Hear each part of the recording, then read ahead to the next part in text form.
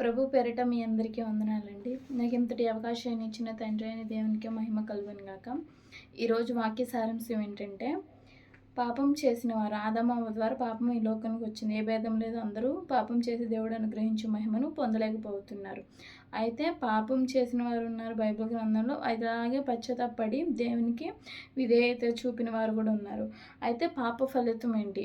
పాప ఫలితం అలాగే దేవుని ప్రేమ ఎలా ఉంటుంది? పాపం నుంచి మనం ఎలా పరిష్కరించబడతాము? పాపం నుంచి మనం ఎలా విడుదల పొందుతాము? దానికి పరిష్కారం ఏంటి? అలాగే పాప క్షమాపణ పొందే మార్గం ఏంటో మనం తెలుసుకుందాము. చూసుకున్నట్లయితే రోమాపత్రిక 6:23 ఏలైనగా పాపం వలన వచ్చే జీతము మరణము, అయితే దేవుని కృపావరము మన ప్రభువైన యేసుక్రీస్తునందు నిత్య జీవము. ఇక్కడ చూసుకున్నట్లయితే పాపం వల్ల వచ్చే జీతం ఏంటండి? మరణం. ఖచ్చితంగా మరణం. కానీ యేసుక్రీస్తు ప్రభువారి ద్వారా, దేవుని కృపావరం ద్వారా మన ప్రభువైన యేసుక్రీస్తునందు నిత్య జీవము. ఈ శరీరం మట్టిలో కలిసిపోతుంది. తర్వాత మన ఆ యొక్క ఆత్మ అది నరకానికి వెళ్లకుండా ఉండాలంటే నిత్య జీవానికి మార్గం ఏంటండి? దేవుడే. నేనే మార్గమును సత్యమును జీవమునని ఆయన తెలియజేశారు. మన కొరకు స్థలము సిద్ధపరచడానికి వెళ్ళారు. అదే మనకు నిరీక్షణ. కాబట్టి ఇక్కడ పాపం వల్ల వచ్చే జీతం ఏంటండి? మరణం. కాబట్టి అలాంటి పాపాన్ని విడిచిపెట్టాలి. మన పాపములు ఒప్పుకునే దేవుడు కృపాసంపన్నుడు. ఆయన మనల్ని క్షమించడానికి సిద్ధ మనసు గలవాడు. దేవుని అందే మనకు నిత్య జీవం ఉన్నది. మనం చూసుకున్నట్లయితే పాపం వల్ల మనకు శాంతి ఉండదు. పాపం మనల్ని ఆత్మీయంగా చంపుతుంది. పాపం మనం చూసుకున్నట్లయితే మన ఆత్మీయతను అది చంపేస్తుంది. మనం ఆత్మీయంగా జీవించాలనుకున్న పాపం ద్వారా ఆత్మీయత పడిపోతుంది. పాపం వల్ల మనకు శాంతి ఉండదు, నెమ్మది ఉండదు, సమాధానం ఉండదు. పాపం వల్ల దేవునితో సంబంధం దూరం అవుతుంది. సాతానుకు మనకు సంబంధం పెరిగిపోతుంది. దేవునికి మనకు మధ్య దూరం పెరుగుతుంది. జీవితం అంధకారమయంగా మారుతుంది. అలాగే చూసుకున్నట్లయితే దీనికి పరిష్కారం ఉందంటే ఖచ్చితంగా ఉంది. ఏంటి ఆ పరిష్కారం? దేవుని ప్రేమ మరియు పరిష్కారం. రోమపత్రిక 5:8 అయితే దేవుడు మన ఎడల తన ప్రేమను వెల్లడిపరచుచున్నాడు. ఎట్లనగా మనం ఇంకనూ పాపులమై ఉండగానే క్రీస్తు మన కొరకు చనిపోయాను. నీ కోసం నా కోసం ఎవరైనా చనిపోయారండి? మన కోసం ఎవరైనా చనిపోతారా? ఎవరు చనిపోరు. మనం చనిపోయామని మనతో బాధతో ఎవరైనా చనిపోతారు? మన కోసం ఎవరు చనిపోరు కదా. అయితే మనం ఇంకా దేవుడి యొక్క ప్రేమ ఎట్లా వెల్లడిపరుస్తున్నాడు? దేవుడు మన పట్ల ప్రేమను తెలియజేస్తున్నాడు. ఎట్లా అనగా తెలియజేస్తున్నాడు. దేవుడు మన మీద దేవునికి ఎంత ప్రేమ ఉందో ఆ ప్రేమను ఆయన క్రియల్లో తెలియజేస్తున్నాడు. ఎట్లా అనగా మనం ఇంకనూ పాపులమై ఉండగానే క్రీస్తు మన కొరకు చనిపోయాను. దేవుడు నీ కొరకు నా కొరకు ఆయన చనిపోయారు. చనిపోవడమే కాదు, ఆయన తిరిగి లేచారు. ఈ భూమి మీద ఎవరు ఏ మనుషుడు చనిపోయి తిరిగి లేచిన వారు లేరు. యేసుక్రీస్తు ప్రభువారు ఆయన దేవుడు కాబట్టి ఆయన మరణాన్ని జయించి తిరిగి లేచారు. మన కొరకు నిత్య జీవాన్ని సిద్ధపరచడానికి వెళ్ళారు. కాబట్టి మనము ఇంకా పాపులమై ఉండంగానే దేవుడు మన కొరకు చనిపోయాడు. నీ కొరకు నా కొరకు ఆయన చనిపోయాడు. సత్యం తెలియక ఎంతోమంది వేరే వాటి వెంబడి పరిగెడుతూ ఉన్నారు. వాళ్ళ ప్రయాస వ్యర్థమే. ఎన్నో చేస్తూ ఉంటారు, ఏవో మొక్కుతూ ఉంటారు, కానీ వాళ్ళ ప్రయాస వ్యర్థమే. వాళ్ళు వీళ్ళకేమీ చేయలేదు. వాళ్ళ జీవితంలో వీళ్ళకేమి చేయలేదు, కానీ వాటి కోసం పరుగులు తీస్తూ ఉంటారు. కానీ మన దేవుడు మన కోసం అసలు దేవుడు అనేవాడు, ఆయన దేవుడు అనే అతను మనకేం చేశాడని ఆలోచన చేసుకున్నట్లయితే మన యేసుక్రీస్తు ప్రభువారు రుజువుల ఆధారాల ద్వారా ఆయన మన కొరకు ప్రాణం పెట్టారు. మన కొరకు మనల్ని రక్షించడానికి, మనల్ని విడిపించడానికి ఆయన మన కొరకు ఈ లోకానికి వచ్చారు. ఒక స్త్రీ గర్భం నుంచి, కన్యక గర్భం నుంచి ఆయన జన్మించారు. అలాగే జన్మించడమే కాకుండా ఆయన ఇక్కడ భూలోకంలో జీవించి అనేక మందికి అద్భుత కార్యాలు, ఆశ్చర్య కార్యాలు, స్వస్థత కార్యాలు చేశారు. అలాగే ఆయన అనేక మందిని దేవుని వైపు త్రిప్పారు. అనేక మందిని నీతి మార్గంలో నడిపించారు. పాపులందరినీ ఆయన క్షమించి మళ్ళీ పాపం చేయొద్దని ఆయన బోధించారు.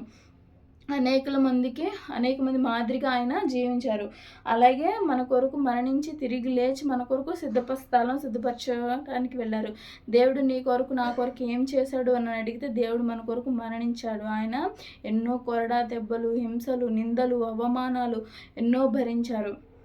మనం ఇంకా పాపులమై ఉండగానే క్రీస్తు మన కొరకు చనిపోయారు.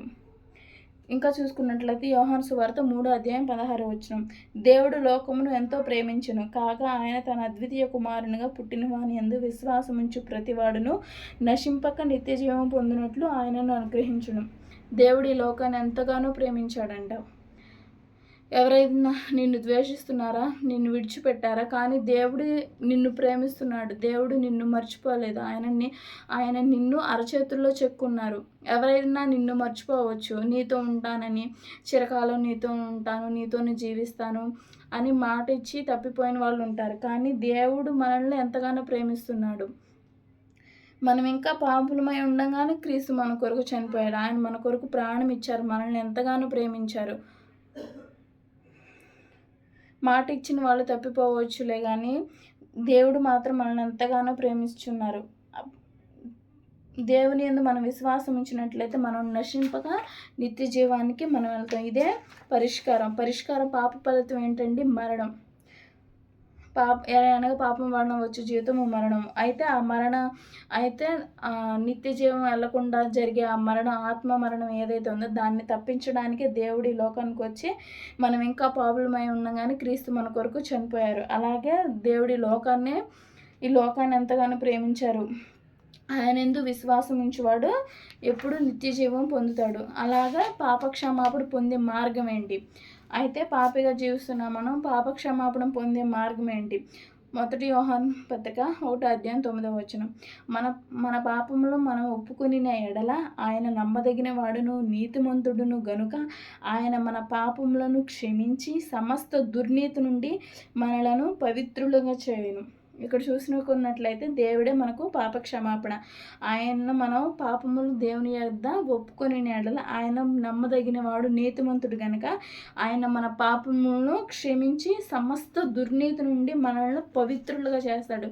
నువ్వు ఏ పాపం చేసి దేవుని పట్టబడి దేవునికి దూరం అయ్యావు, ఏ పాపం దేవుడు ఏం చెప్పాడు? ఆజ్ఞాతిక్రమమే పాపం. దొంగతనం చేయదు, అబద్ధాలు, బూతులు, ఇంకా వ్యభిచారము, నరహత్య, దొంగతనాలు, ఇవన్నీ, మద్యం తాగడం, సిగరెట్లు, బీడీలు, గుట్కాలు, గంజాయి, ఇవన్నీ దేవునికి వ్యతిరేకంగా మోహపు చూపులు, మోహపు తలంపులు, ఇవన్నీ దేవునికి వ్యతిరేకమే. ఒకవేళ అవి నీవు చేసినట్లయితే దేవునికి దూరమైనట్లయితే నీకు వచ్చే జీతం ఏంటి? మరణం. అట్లాంటి మరణాన్ని తప్పించడానికి దేవుడు ఇక్కడ పరిష్కారం చూపిస్తున్నాడు. మనం పాపములు ఒప్పుకున్న ఎడల దేవుడు నమ్మదగినవాడు. ఆయన నమ్మదగినవాడు. లోకంలో ఎవరు నమ్మినా వాళ్ళని మోసం చేస్తారు, కానీ దేవుడు నమ్మదగినవాడు. అలాగే నీతిమంతుడు కనుక మనల్ని సమస్త దుర్నీతి నుంచి మనల్ని విడిపించి మనల్ని పవిత్రులుగా చేస్తాడు. కాబట్టి మన పాపములు ఒప్పుకొని దేవుని యందు భయభక్తులు కలిగి జీవించినట్లయితే, మన మార్గములు దేవునికి అప్పచెప్పినట్లయితే ఆయనే మనకు నడవవలసిన మార్గం ఆ దేవుడు మనకు బోధిస్తాడు, మనల్ని పవిత్రులుగా చేస్తాడు. మనం చేయాల్సింది ఏంటంటే పాపాన్ని ఒప్పుకోవడం, హృదయపూర్వకంగా దేవుని యొద్ద పశ్చాత్తాపడడం, అలాగే దేవుని వైపు తిరగడం. దేవుడు మనల్ని క్షమించడానికి సిద్ధంగా ఉన్నాడు. కాబట్టి మనం మోకాళ్ళు వేసి దేవుని యందు ప్రార్థన చేసినట్లయితే దేవుడు ఆయన నీతిమంతుడు, అలాగే నమ్మదగిన వాడు. కాబట్టి మన పాపములు క్షమించి మనల్ని పవిత్రులుగా చేస్తాడు. చిన్న వాక్యం దేవుడు మీ హృదయంలో ఫలింపజేయునుగాక. ఆమేన్.